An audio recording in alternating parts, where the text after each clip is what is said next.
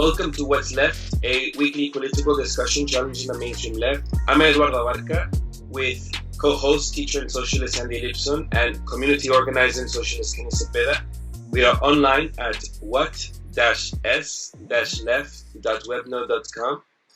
Joining us today is Dr. Eric Lerner to discuss his work on the crisis in cosmology, the Big Bang Theory, alternative theories to the Big Bang, and what it all means for us today.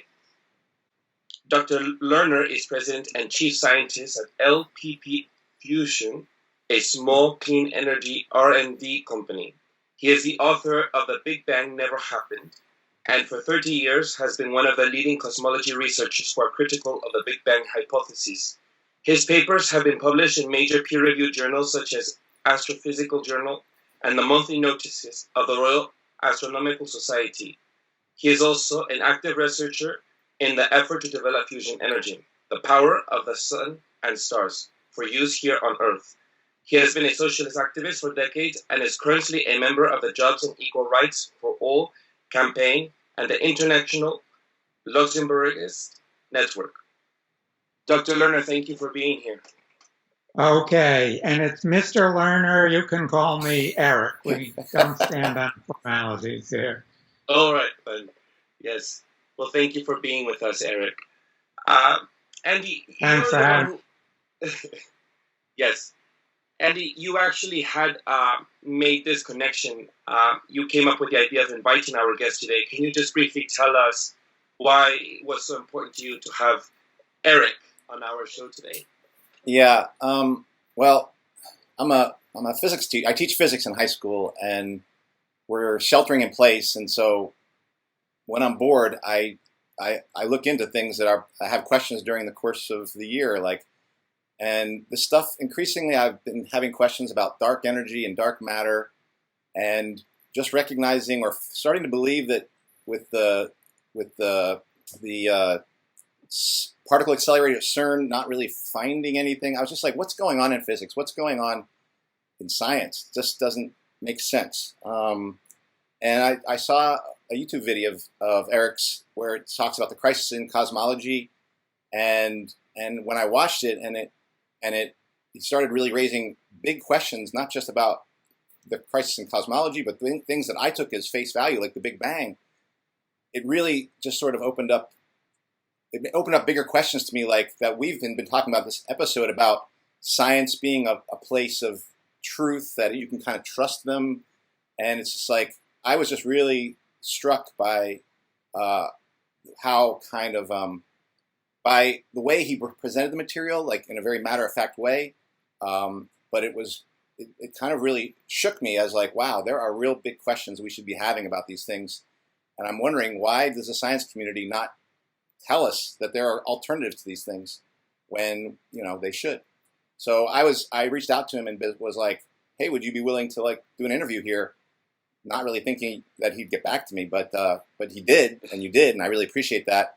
So I was like, I'm definitely going to take advantage of getting to hear more about this and more about science, more about alternative ideas, and then when he expressed interest in talking about what it means for us in terms of the world today, I was just very excited about having you here, Eric. Thank you. Well, thanks for the invitation. Dr. Lerner, if you could just, Eric. Sorry. Thank you. If you could just give us a brief background of who you are and just tell us a little bit about yourself, if we can start off that way.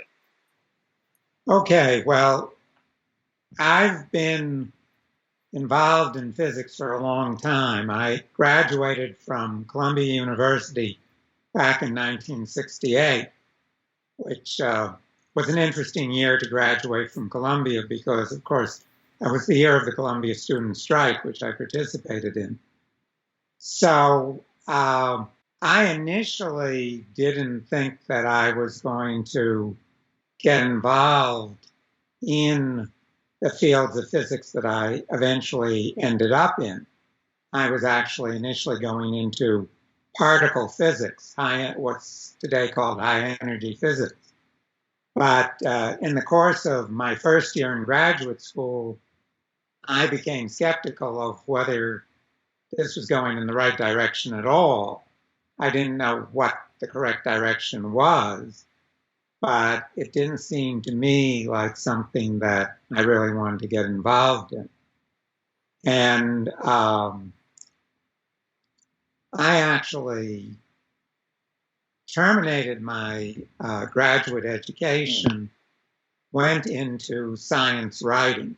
So for a long time, I made a living as a science journalist. But I pretty rapidly got back involved in fusion energy and in the study of astrophysics. And to make a long story short, what basically was clear was that these problems, the problems of how to get a new energy source for humanity, fusion energy, and the problems of astrophysics, of the history of the universe, those problems were tightly related. And they both related to what's called plasma physics, the study of plasmas. The plasma is a gas in which electrons can freely move and can conduct electricity. So here on Earth, the simplest example of plasma is, for example, inside a plasma television screen. In nature, a lightning bolt is plasma, the aurora are plasma. But in the universe, plasma is most of the universe. The sun and all the other stars are made of plasma. Everything in between is plasma.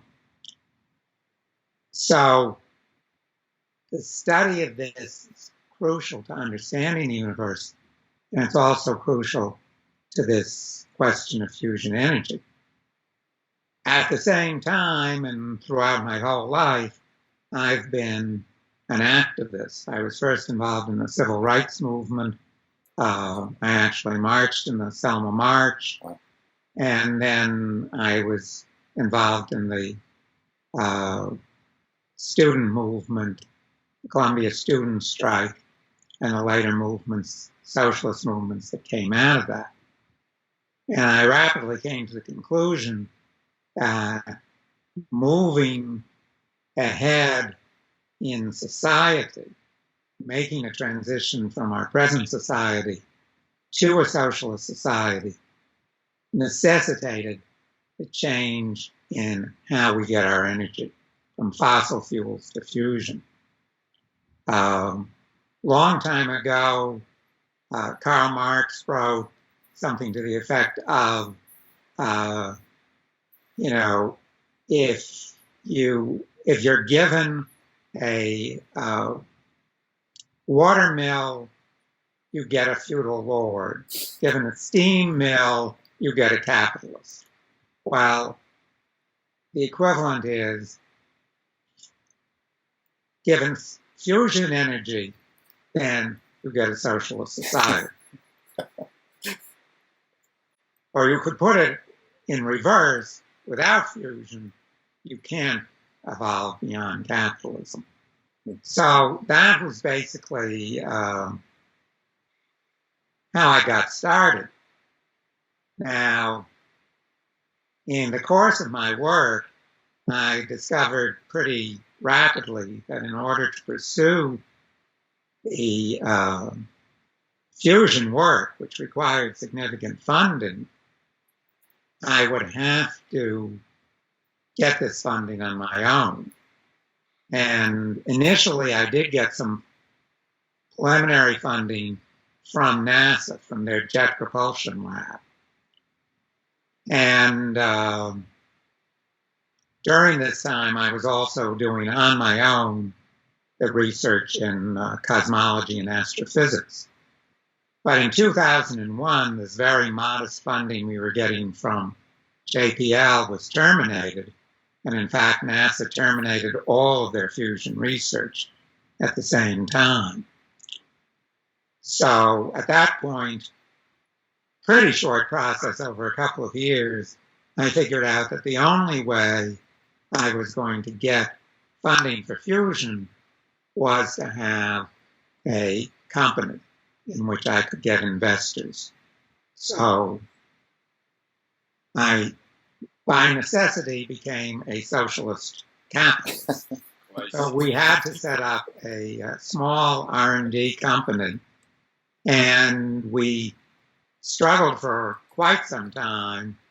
The first 5 years we had insignificant funding, but finally we were able to get some funding in 2008, right at the time of the financial crisis. And on that basis, we started a research project in New Jersey. And I'm going to be talking about that a little bit more later. So all during that time, I was doing research in cosmology and publishing papers. Cosmology has the advantage that the U.S. government and other governments do pay for these giant satellites and giant telescopes that produce all the data. And since it is government funded, the data is available to everybody. So you can do data analysis of astrophysics and cosmology without having a huge amount of funding. So during all that time, I was working on that.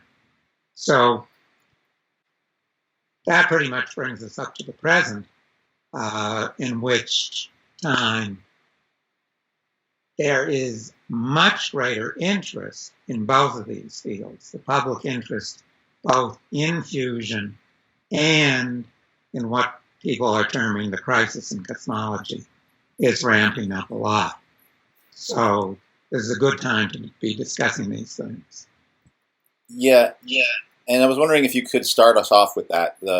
As you understand it, the crisis in cosmology, the things that I read were about the Hubble constant and two different ways of measuring the Hubble constant that aren't coming together.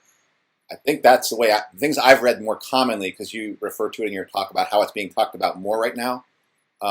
Is that how you understand the crisis in cosmology, about this essentially problem over two different Hubble constants that aren't coming together, and that seem to indicate that there's a deeper problem in the theories about the origins of the universe as a result of that? Or maybe you can talk about that more. There's a difference between what's publicized as the crisis in cosmology and what I call the real crisis in cosmology. And that can be summed up very easily. What's publicized is a single problem. What's not publicized is that the basic consensus theory, which is the Big Bang hypothesis, is all problem and no result. It's Swiss cheese with all holes and no cheese. And that's what's not being publicized. And these problems can only be resolved, and can be resolved, if you move away from, you basically abandon the basic hypothesis that the universe began with a hot, dense explosion, what people refer to as the Big Bang. So let me go into this a little bit, because this is a long story, but I think that each point you should interrupt me with questions.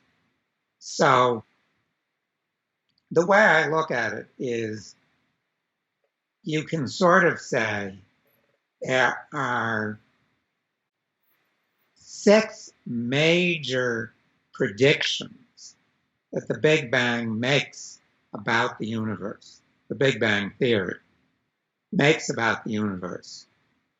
And each of these is fundamentally contradicted by observations.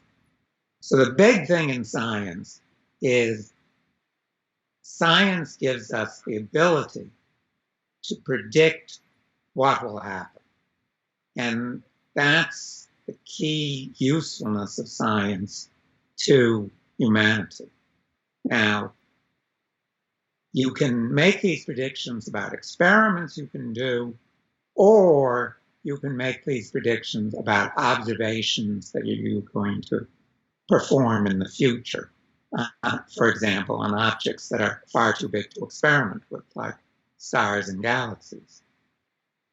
Consistently, the Big Bang Theory has made predictions that are wrong. So let me try and just go through some of these, and we'll get to the one that people are publicizing, but we'll get to that last.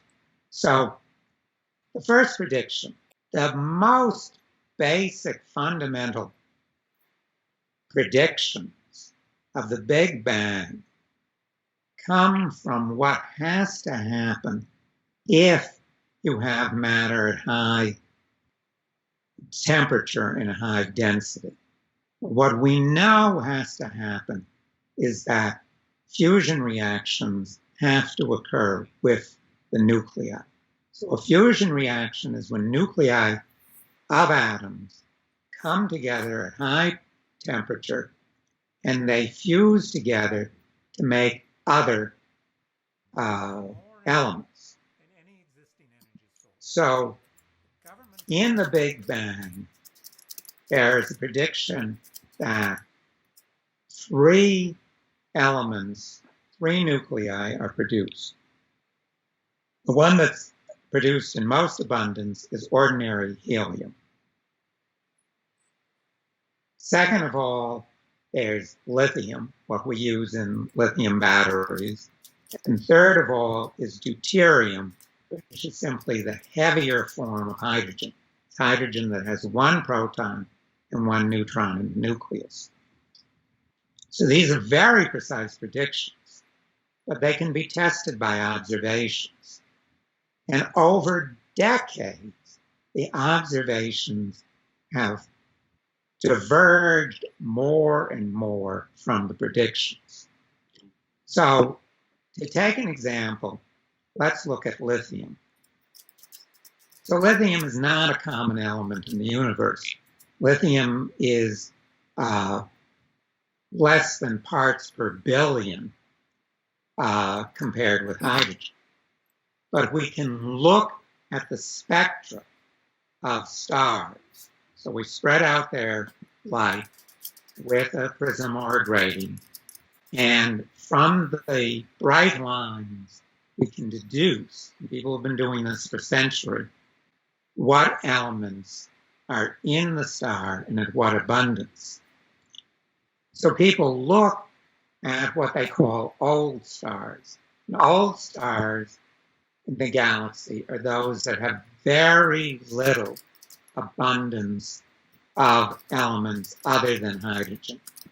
So these elements are produced by stars, other than these first three that are assumed to be produced by the Big Bang.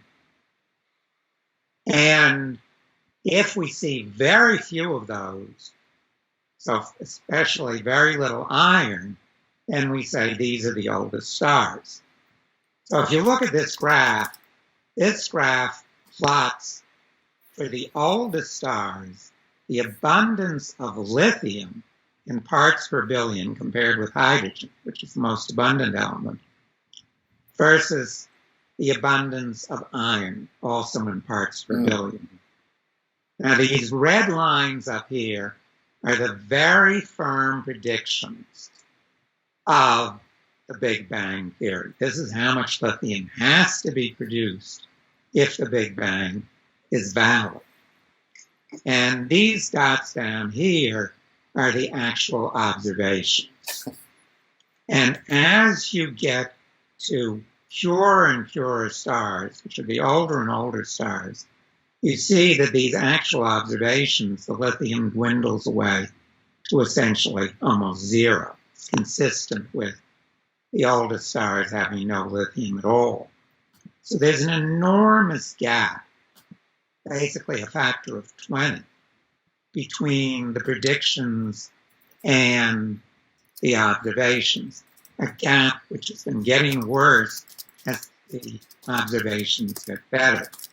Now, cosmologists are fond of, over the last decade, of calling this the epoch of precision cosmology, that they're getting their predictions to precise to 1%.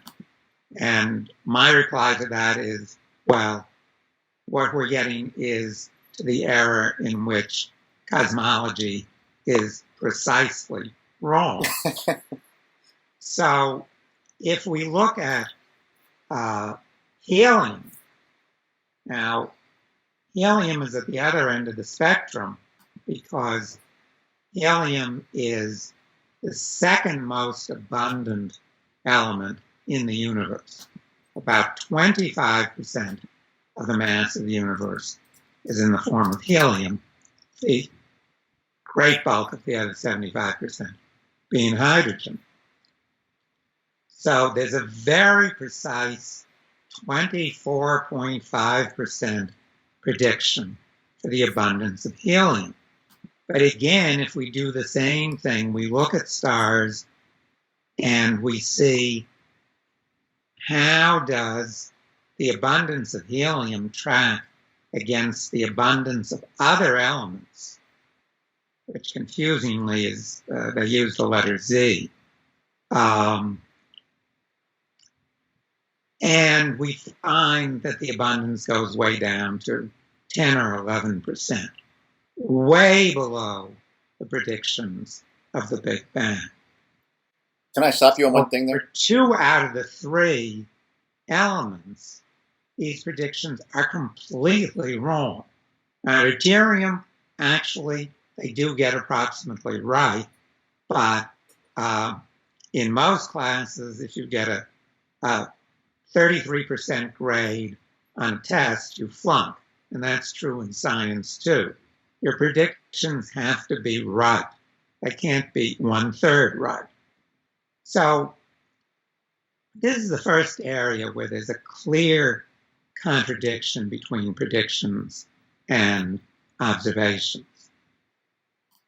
So is that fairly clear? Yeah, I have one question about this second graph.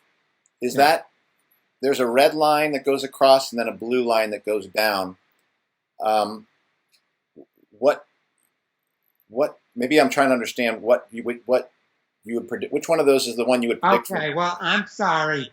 The prediction is, again, would be a horizontal line right about at 0.245. Right. Yeah. So the red line and the blue line are purely, they're just, as it were, fits. They're just to guide the eye to show that this slope changes as you get to the purer and purer, the older and older stars. But that would the predicted line wouldn't even be at an angle; it would be straight across. Correct? That's right. Okay. So that's, as we could say, problem number 1. Well, problem number 2 is also very basic. If you have a Big Bang universe, the Big Bang hypothesis says that the universe is 12 or 13 billion years old. Now, part of this crisis in cosmology, the publicized crisis, is that there are 2 predictions which conflict with each other by a billion years. But if you compare, again, these predictions with observation, you get a much bigger discrepancy because obviously the universe has to be older than any object inside the universe. But when we look at the age of objects inside the universe, we get ages that are much greater than 12 or 13 billion years. So one way of looking at objects is to say, how long would it have taken to form these objects? Well, you can determine that if you know how fast matter is moving in these objects and how big they are. And roughly speaking, how old they are can be obtained by simply dividing how big they are with how fast the matter in them is moving. Now, there are a few small numerical factors you have to throw in, but basically that's the idea. Obviously, if you have a convention on Earth and you say, well, people have to get to this convention by walking, so you know that people are walking at about 4 miles an hour, and you say, well, the people are coming to this convention from the nearest 5-mile radius. Well, you can tell that that convention is going to take at least an hour to come together. Mm-hmm. So this is the same thing that we can do on a much larger scale. What we find is we can measure the velocity that things are moving in the universe. And that turns out to be always slower than about 1,000 kilometers a second. 1,000 kilometers a second seems pretty speedy by earthly standards, but it's 300 times slower than the speed of light. So if we look at the largest objects, we can see what's the oldest objects. So when we look out into space, the more we look out into space, the further we look out into space, the larger the objects we see. So now people are seeing conglomerations of galaxies that are more than a gigaparsec across. Well, a gigaparsec is 3 billion light years. Oh, wow.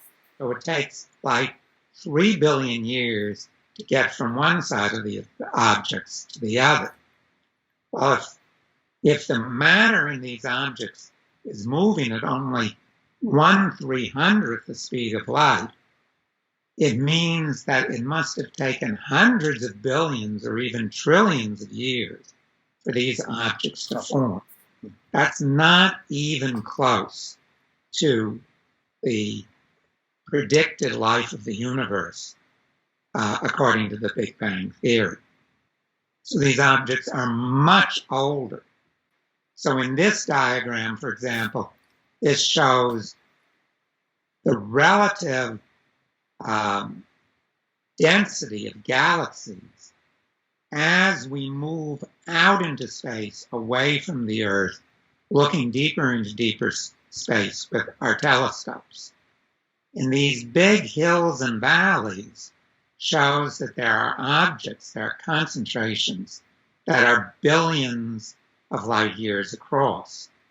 And these narrow curved lines, that shows what we would expect if they were just random fluctuations. So these are much bigger than random fluctuations. If we look with other objects than galaxies, very bright objects called gamma ray bursters, we can look at the sky and we can see that these gamma ray bursters are concentrated in huge conglomerations on the sky. And when people calculate how big they come out to approximately the same level, so that they're about 1 or 2 or 3 billion light years across. So this is very strong evidence that you can't have a universe as young as 12 or 13 billion years when you have objects in it that are hundreds of billions or trillions of years old. Again, this goes across the spectrum. People have found stars that are much older than the age of the universe, galaxies that are much older than the age of the universe. There are ways of estimating the age of stars and galaxies that people agree on. Again, this is given a name. It's called the age problem, oddly enough. And people have known about this problem for decades, and it's been getting worse and worse.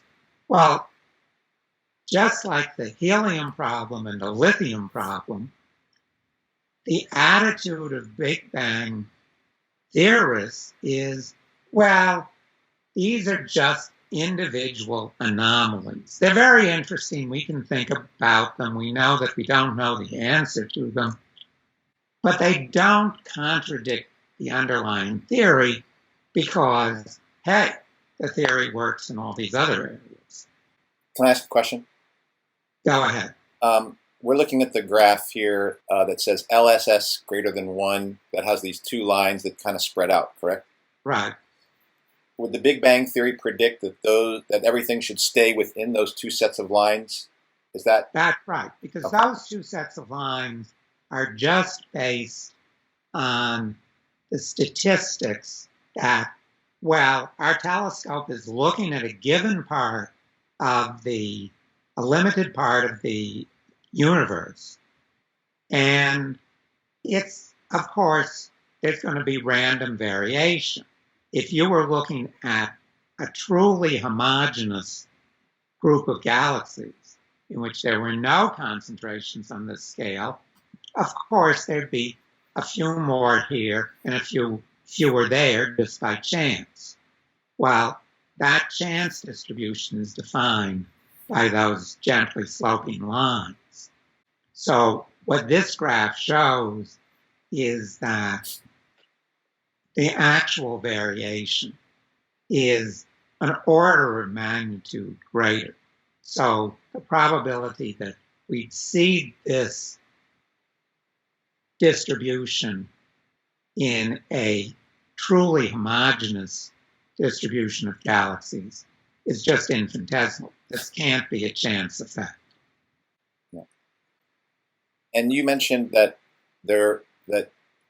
Big Bang scientists, the ones who still use that, are obviously it's most scientists, because that's all I've ever hear about. They say that there is some data that really holds together, or there are some observations that really hold together. Is it worth it to say what are they saying? What are the observations that they're willing to say hold together, well, that they're willing to dismiss? That's the point I was getting to, is that each time one of these objections is raised, they will say, well, the rest of the theory is great, so this must be an anomaly. But when you go through the list of objections, you don't have anything left. There's nothing left where there isn't a problem, there isn't a fundamental contradiction. So I'll go through each point and you'll see that there really isn't anything left. So one of the things that I'm working on is a scientific paper that goes through all of these points together, which hasn't been done for some time. So the next fundamental contradiction is in the expansion of the universe itself. What has been observed since the time of Hubble in the 1920s is that there is a correlation between the redshift and the apparent magnitude of galaxies. So what do these terms mean? The apparent magnitude of a galaxy is very simple. It means how bright it is. And you can take other objects like supernova, where people have good reason to believe that their brightness is pretty consistent. And you can say the dimmer they are, the more distant they are. So that's a measure of distance. It's just how bright they are. The redshift refers back to these spectra. So as I said, there are certain lines at certain colors, certain frequencies that correspond to specific elements. And Edwin Hubble discovered in the 1920s that these lines were at the wrong place. They were shifted slightly to the red part of the spectrum, to longer wavelengths. And that shift became more pronounced as you went to dimmer and therefore more distant galaxies. So that correlation between two observables, the redshift and the apparent magnitude, that's called a Hubble relationship.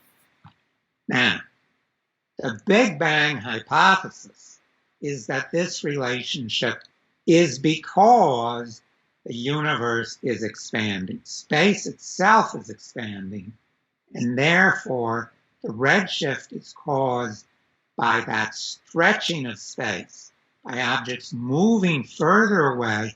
Everything stretches, including the light that's emitted. So it stretches to longer wavelengths, and that's why we see the redshift. Well, that's just a hypothesis.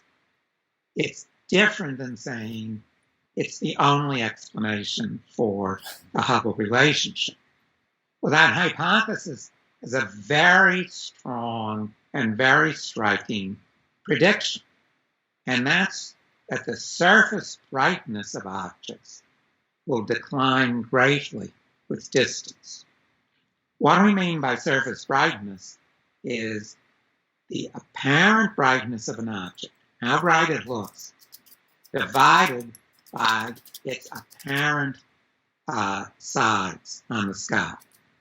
Now, in ordinary space, in the space that I'm sitting in right now, if you take a lamp and you move it twice as far away, that lamp will look 4 times as dim. But its apparent diameter is going to be half as big. The area is going to be a quarter as big. And if you divide those two numbers, you get unity. So in ordinary space, the surface brightness of an object is independent of its distance. It's constant. If the space is expanding, then you have another situation. If you imagine this object is so far away from us that by the time light has gotten to us, the space has expanded significantly and the object has moved further away, you get an optical illusion. The object appears to be closer and therefore bigger than it really is. So the light is more spread out, and therefore the surface brightness is dimmer. Also, the expansion of the universe, this hypothetical expansion, actually stretches out the light that's emitted, so there are fewer photons, fewer particles of light arriving. So if you put all these things together, you get that the surface brightness declines as the cube of 1 plus the redshift.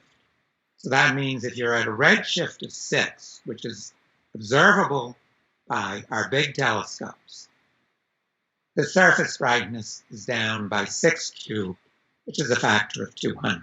So this is a big, big effect. And this is what people expected to see when the Hubble telescope started functioning back in the 1990s. Well, by God, that's not at all what they saw. What they saw was, yeah, the galaxies got dimmer, the galaxies got smaller, and the surface brightness remained exactly the same. So again, people said, well, this is an anomaly, we can't understand it. My colleagues, Ricardo Scarpa and Renato Flamo, and I worked on this, and we found that to an extreme degree of precision, here's precision cosmology for you, the radii, the apparent radii of these galaxies was to within 1%, and the surface brightness was constant to within 1% of what you would expect in a non-expanding universe. So an expanding universe is completely excluded by this. And I won't get into the complexities, but their answer to this was, well, the galaxies were really, really tiny galaxies when they started. They were babies, and they grew up to be big galaxies. And this change in diameter just exactly compensated this surface brightness dimming. So just by coincidence, you got this perfectly flat line.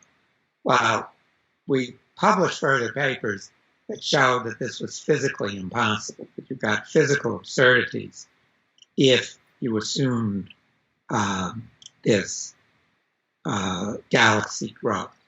So this is, again, a fundamental contradiction. Now, if you ask, well, if it's not expansion of the universe, what does cause a redshift distance relationship? I have to respond, well, right now we don't know. That is one phenomena that we would need some change in laws of physics to explain how light loses energy, and that means shifts to the red, as it travels. But that's something that can be tested. There are satellites that we can launch that could go into the solar system and be so sensitive that we could measure changes in light frequency traveling from one spacecraft to another. And this is something that cosmologists say the solar system is definitely not expanding.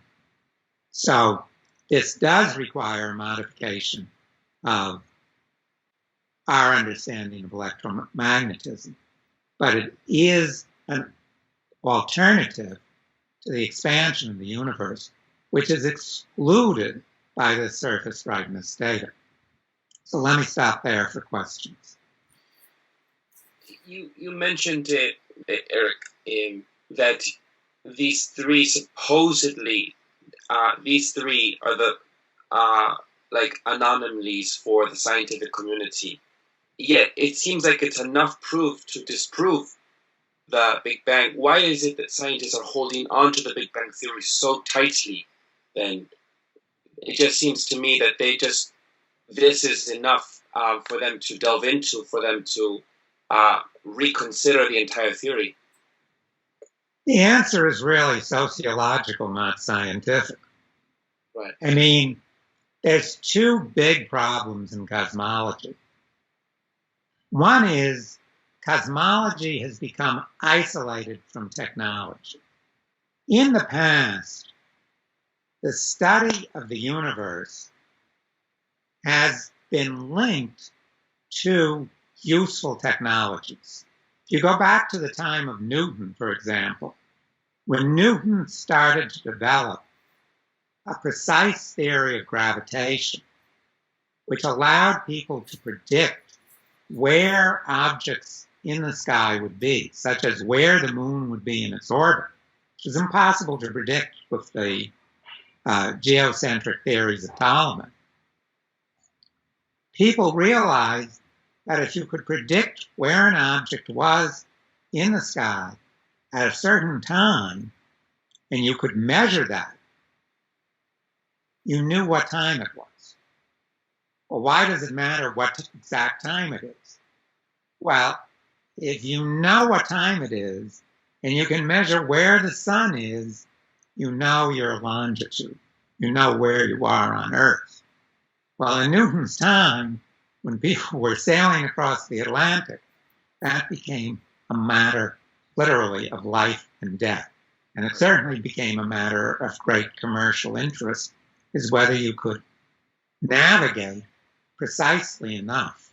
And it took a century to turn the fundamental scientific discoveries of Newton and Leibniz and others into a precise set of astronomical tables that sailors could bring with them, and they could navigate with these. In the 20th century, one of the big problems of astrophysics was to understand the source of energy of the sun.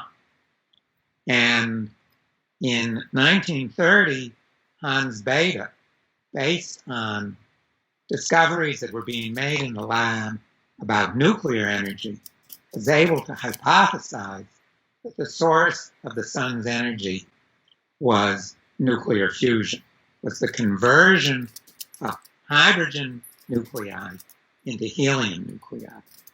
It's been 80 years, 90 years since then. We have not yet been able to convert that into a useful technology, but that was the start, was from astrophysics. Well, right now, that link has been broken. Cosmology is viewed as a totally separate, pure science that has no implications for technology. And that means that hypotheses can float off into the heavens because they can't be tested here on Earth in terms of technological development. The ultimate proof of scientific validity is our ability to create technology. People say, well, isn't science just like a religious belief, just what scientists believe? And I've heard even scientists say this. And I was having this discussion with a cosmologist in an airport. And I said, well, Alan, if you really believe that, I would not recommend you get on that airplane. Because what holds that airplane up is our understanding, scientists' understanding over decades of the science of aerodynamics. That's why it stays in the air. So when that link is broken, then you don't have a real check on science. Second of all, if you look at how cosmology is funded in an extremely centralized way. Funding for cosmology in the United States, for example, goes through just two committees. One is at National Science Foundation, and the other is at NASA. Well, these committees are stacked with people with theoreticians who have spent their entire lives developing the Big Bang Theory. And if you come up with a funding proposal, we're going to examine how the Big Bang Theory is wrong, not only won't they fund you, and I have heard these anecdotes, so I'm quite sure that they're true. I've heard them first person. But in many cases, they'll say, if you fund this, we're not going to fund anything in your department forever. I've had talked to tenured professors who are even heads of department, who are afraid to come to a conference. This is changing now. But 10 years ago, people were afraid to come to conferences about problems in the Big Bang Theory because they thought it would hurt their career and the career of their grad students. So that's a key sociological problem. The third key sociological problem is that cosmology is dominated numerically by theoreticians. Most fields of science, the experimentalists, the people who produce the observations, vastly outnumber the theoreticians. So the theoreticians are using experiments by many experimentalists to get hypotheses. So that means, numbers count. The theoreticians have to pay attention to what the experimentalists are doing. In cosmology, it's the opposite. Most cosmologists are theoreticians. The experimentalists who deal with the data that comes from the satellites are a small minority, and they basically are dominated by these theoreticians. The people who are actually putting the satellites up, they're not cosmologists at all. They're technologists in completely different fields. So the final point I'll just leave to later. There also is a strong resonance between the Big Bang theory and certain tendencies in society. The most obvious resonance is the Big Bang theory is consistent with the ideology of many huge religions in the world, which do hypothesize creation myths. And the Big Bang is, to a large extent, a creation myth that fits in with that.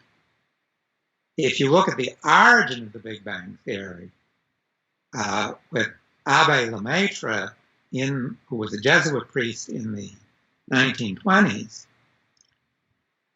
part of his explicit written motivation was to try and develop a scientific narrative that reinforced what he saw as the Christian idea of creatio ex nihilo, creation from nothingness.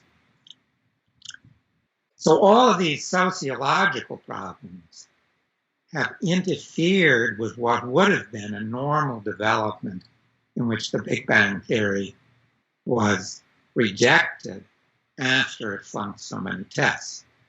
But I'm not through with all those tests it's flunked. If I could have, a little bit more time. Well, we're at 55 minutes, and okay. I know there's also the notion of the prediction of a homogeneous universe versus the findings of a non-homogeneous universe, right. That are finding things like that.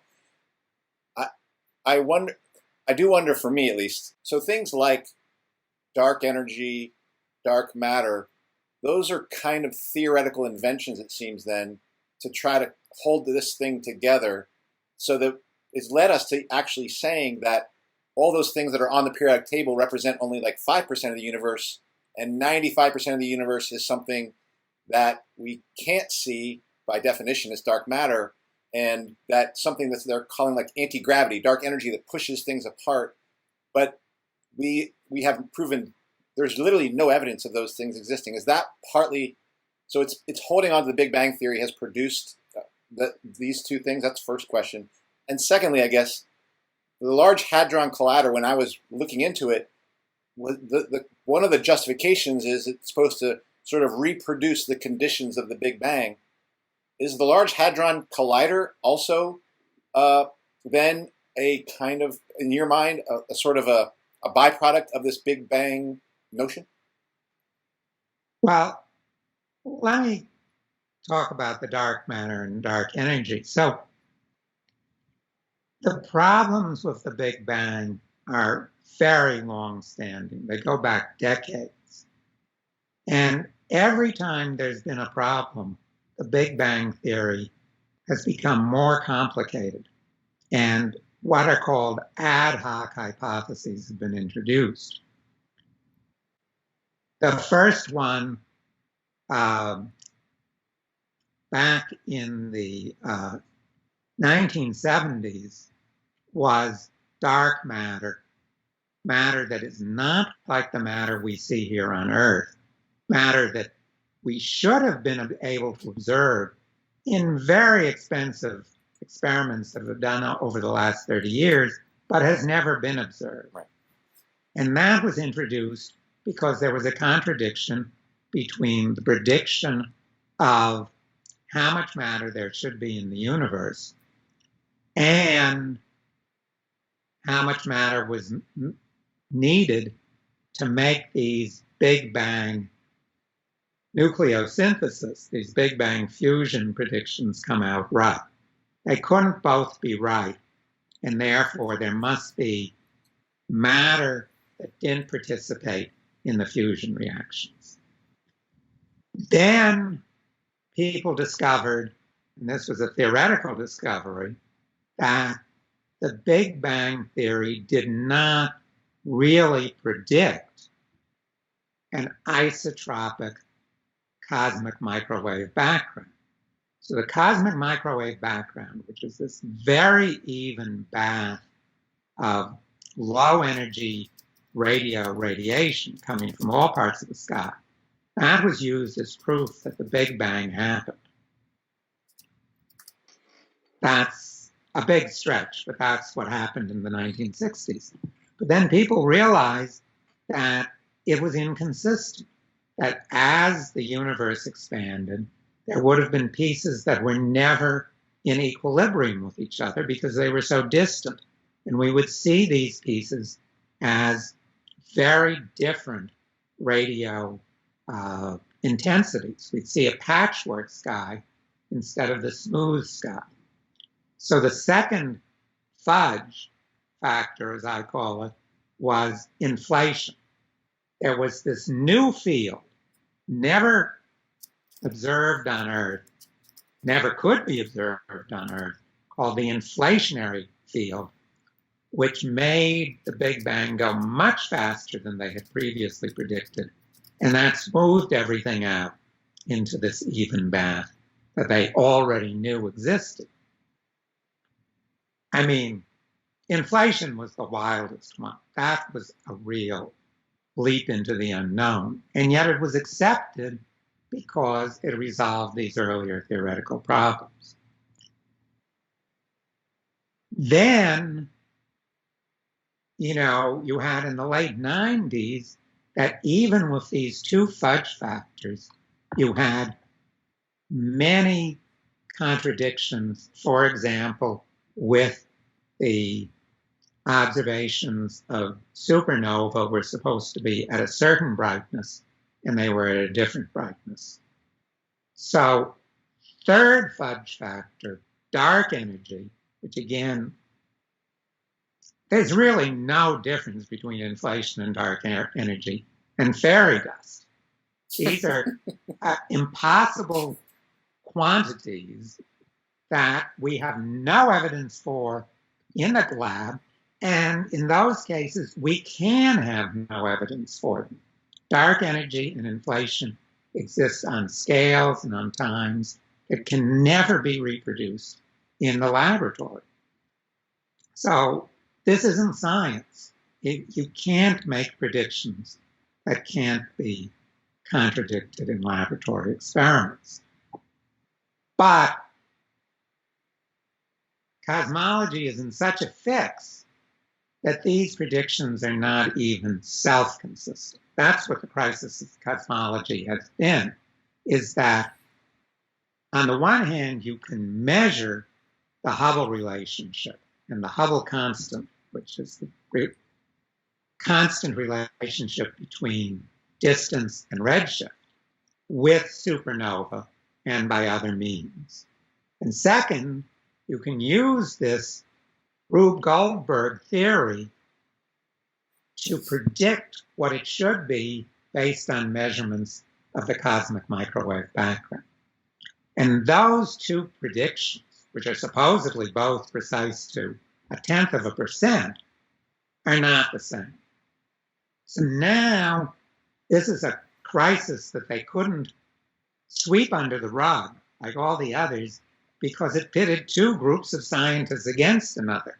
Both were saying, well, our prediction is right, and since the theory can't be questioned, your observations have to be wrong. And the other side has been saying, well, our observations are right. Now, at the moment, their situation is they're throwing up their hands, but it's obvious to anybody outside of this closed priesthood that the underlying theory is wrong. You get rid of these contradictions if you say the Big Bang never happened. There is a different explanation for the Hubble relationship, and there's a different explanation for the cosmic microwave background. It turns out that there's a lot of evidence for another explanation. As I like to say, if you're on a camping trip, you climb out of your tent and you look around and all you see is white, you do not conclude you're looking at an explosion that began the universe. You say to yourself, oh, the fog rolled in. Well, what we're looking at is a radio fog. There is a lot of evidence that radio waves, as they travel very long distances, are scattered and randomized as they move through the universe. And that the amount of energy that it takes to produce the helium we observe, which was produced in stars, is equal to the amount of energy that the microwave background contains. Now, we're going to get into some alternatives, so I'll leave it at that. But the key thing is getting rid of the crisis means getting rid of the Big Bang hypothesis and starting to look at what the universe looks like if you don't have this Procrustean bed to fit it into. Eric, it almost seems to me that when I hear you talk about these things, I almost hear that we're talking about economics as well. In these set of fundamental ideas that are pushed into society, and if you question those ideas, you're pushed to the fringes of funding and being able to expose your ideas. I'm just curious. I don't know if this is the moment, but if you can maybe talk about those struggles of being isolated from the mainstream of your field of physics. And you mentioned that you had to create your own research company in order to do this work. But I don't know if you can expand on that and what are the struggles you face, and how do you propose changing that dominant mindset? Well, that's a big ball of questions. Yeah. Let me get into, before I get into some alternatives, let me get into why does this really matter? I think that cosmology and the crisis in cosmology matters in two big ways. One is cosmology and astrophysics really are still connected to technology. What I and dozens of other researchers have shown over the last decades, including Hannes Alfvén, who won the Nobel Prize for Physics in 1970, is that what we learn about these plasmas in the universe can be applied to creating fusion here on Earth. By broadening that discussion, we can make progress on getting an energy source that is far cheaper than present fossil fuels.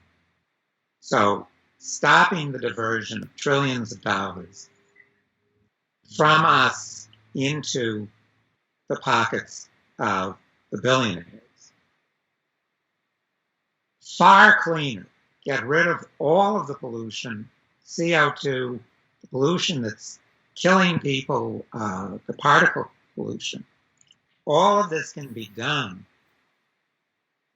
with knowledge that we can actually derive from the study of the universe and test in the laboratory. So there's a mutual relationship.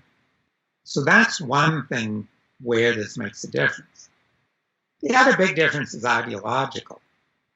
And, people sometimes laugh. There was one comment on one of our videos, oh, I based my whole life on the Big Bang and now it's false.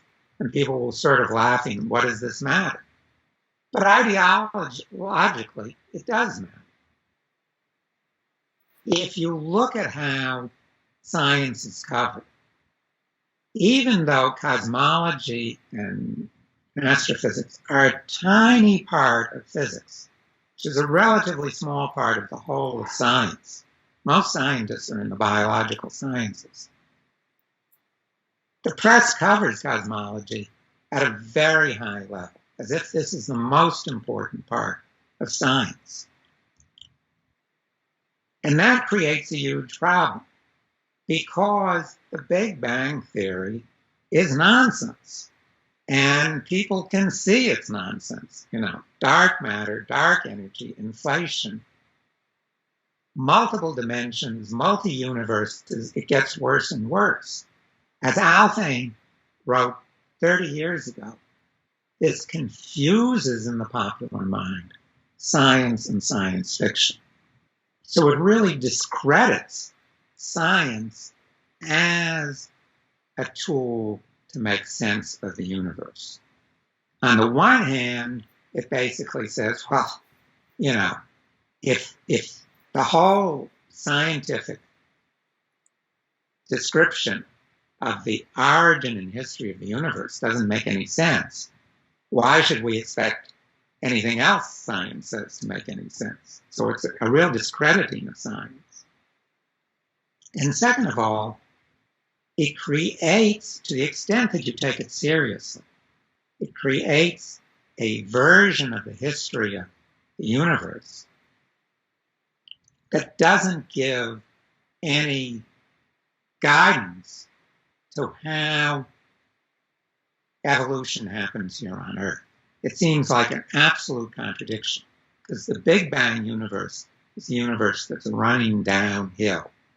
It basically started with this big, exciting explosion, and everything goes downhill until it evaporates into either the Big Rip or everything expands into nothingness.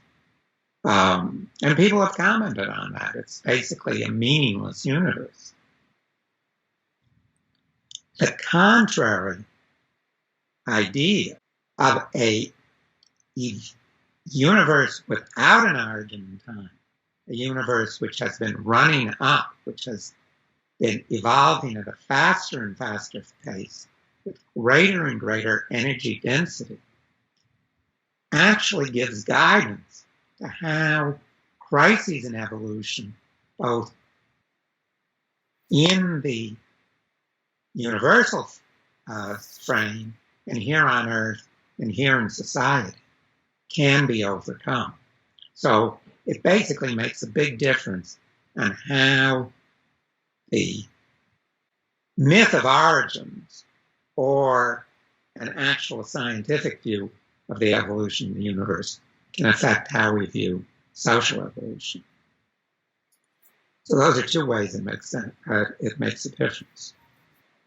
Here's one thing I'm wondering, because to get into the alternative and to get into the ideas of the plasmoid stuff that I read about in terms of fusion, part of me wonders if we should break this up into two parts, so we could actually connect alternative theories of how the universe and spend a little bit more time on that, and then get a little deeper into the notion, the fusion stuff you showed me that I saw the video on, because I think there's some neat stuff there. Yeah, I think that it would be good to devote a whole hour to the alternatives, the connection to fusion, and the connection to the present social crisis. Yeah. We can get into all that next time. Eduardo, do you have any more questions? I probably have one last question. Why don't you go ahead with your question? Well, this is one that Kenny and I were both thinking about, and I guess this is a more personal question, because I feel this sometimes, and I think Kenny feels this sometimes, as people who are to the left of many of our revolutionary comrades. Do you feel like, can you talk about isolation and that sense of despair, or how do you deal with the fact that you look at these things and it's like, this is crazy, this is wrong, you have alternatives, and in some ways you're just not getting necessarily listened to? Do you experience that, and can you talk about that? Well, I mean, I would say, fortunately, I have been part of communities in both cosmology and in fusion. Now, these communities only overlapped in a few people. The most notable about is the person who I most consider my mentor in these subjects, which is I was fortunate to briefly be associated with Dr. Alfing.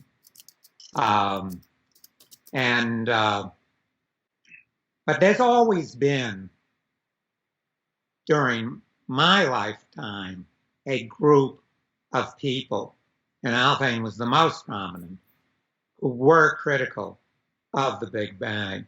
And they're quite a diverse group in terms of their own views, but there was a group of people that we could talk to. And although it took patience and there was frustration, I was able to get my research published.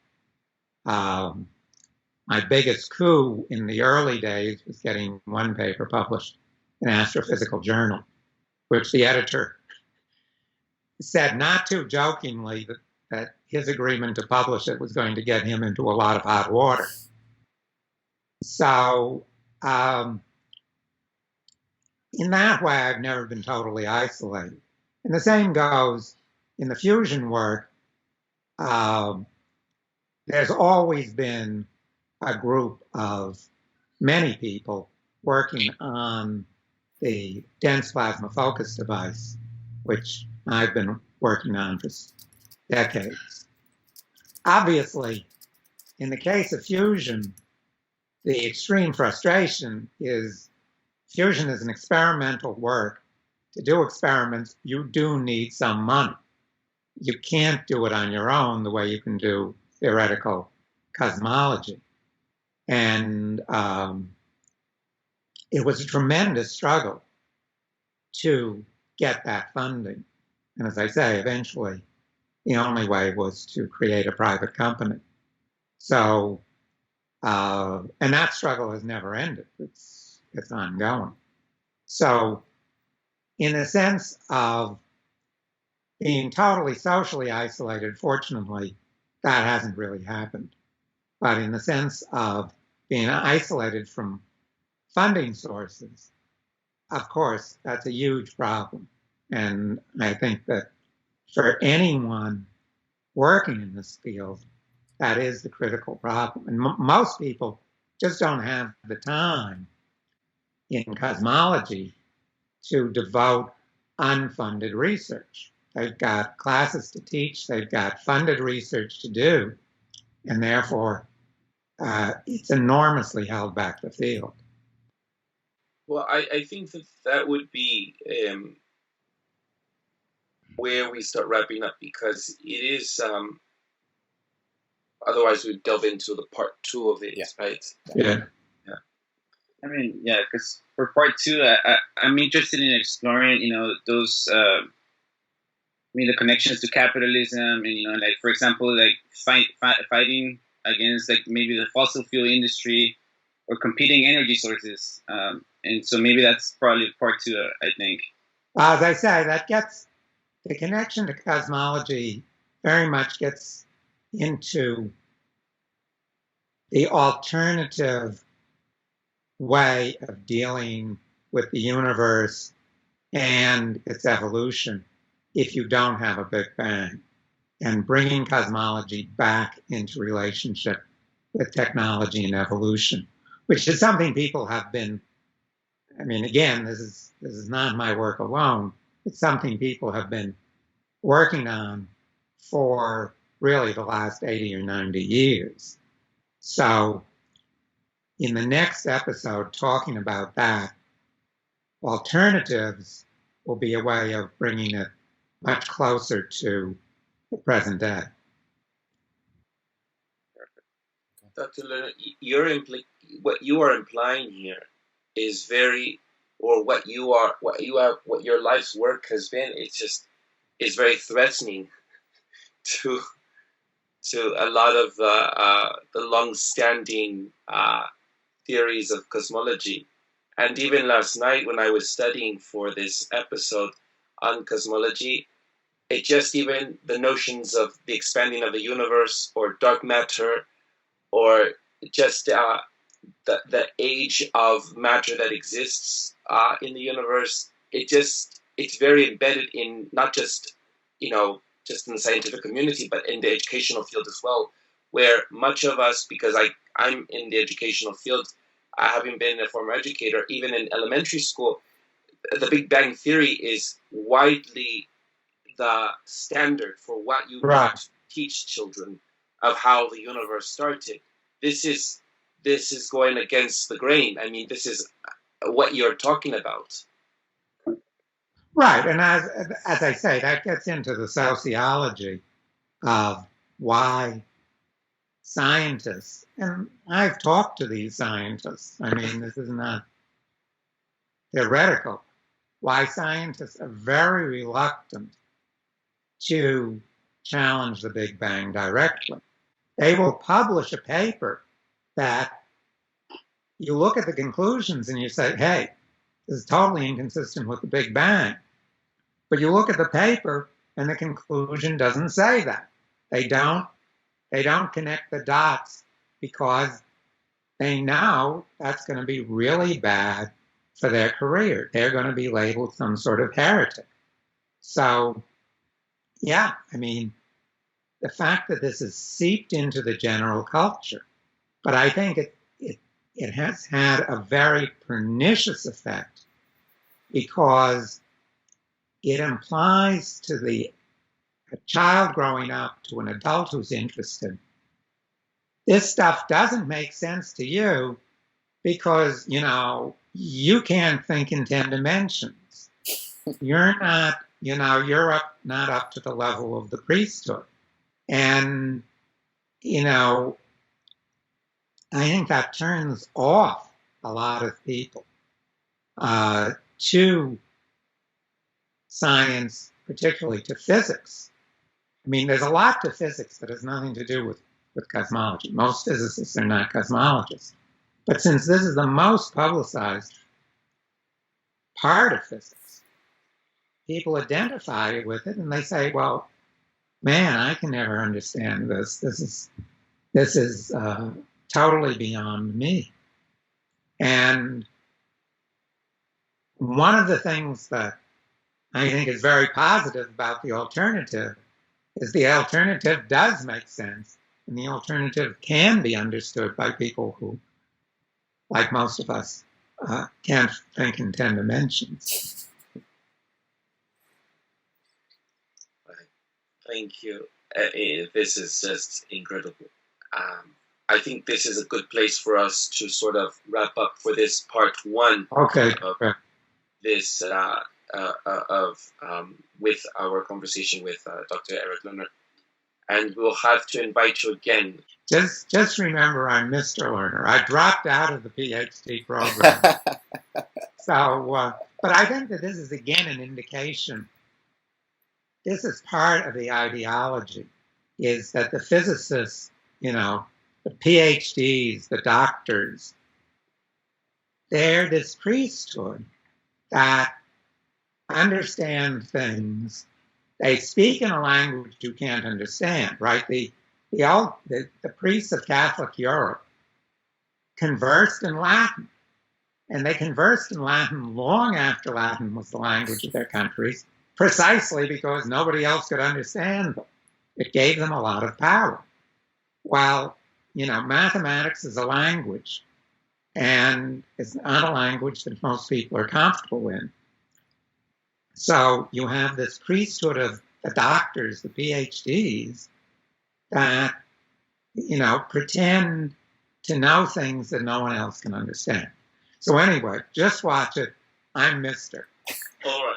I know that wasn't intended to get at, but I think what you said about the doctor, Mr., and the priesthood, I just feel like it's a really important point. Yeah. Well, listen, I'll tell you one other thing which can go in or not go in was when I was starting to try and get funding for fusion, I was working with another scientist, Tony Peratt, who was a former student of Hannes Alfvén. And I started getting concerned when I couldn't get the funding that partly maybe the problem was I didn't have the PhD. I had dropped out. Even though I had published papers, I had done things that people who get PhDs have also done, peer-reviewed papers and all that. So I started to look into, programs that maybe I could get a PhD in Sweden or somewhere as an adult. And the context for this was that Alfvén, with his Nobel Prize, had been also trying since the 70s to get funding from the United States, where he lived half a year each year, for this anti-Big Bang cosmology. And he was never able to get the funding. Wow. So at one point, Tony laughed and he said to me, "Look, Eric, I think you should forget about the PhD. Hannes Alfvén has been trouble getting funding for cosmology, and he's got a Nobel Prize. That's a lot better than a PhD, so just forget it." So in the end, that advice proved right. Yeah. I never could get funding for the cosmology, but the lack of the PhD did not prevent me from getting some funding from NASA for the fusion. So there are ways around it, but it still acts as the badge of the priesthood today. Yes, we're going to conclude here, if that's all right. That does it for part 1 of this week's episode, and we look forward to having part 2 with Eric Lerner when we schedule that. What's Left is a weekly political podcast / channel challenging the mainstream left. We post information about our topics and our guests on the episode notes wherever you found this episode, or on our blog at what-s-left.webnode.com. You can find past episodes of this podcast / channel there and connect with us. I remind folks that if you like anything that you have heard here, please share your favorite episode, rate, review, and subscribe to any of our 6 platforms on iTunes Podcast, Stitcher, Google Play, Bitchute, or YouTube, and Spotify. If you would like to give us feedback about something you've heard or suggest something for us to cover, contact us through our blog. I'm Eduardo Arca with co-hosts Andy Lipson and Kenny Cepeda. Thank you again, Eric Lerner, for being with us, and we appreciate everything you've spoken with us, and we look forward to part 2. That's it, and we'll see you all next time.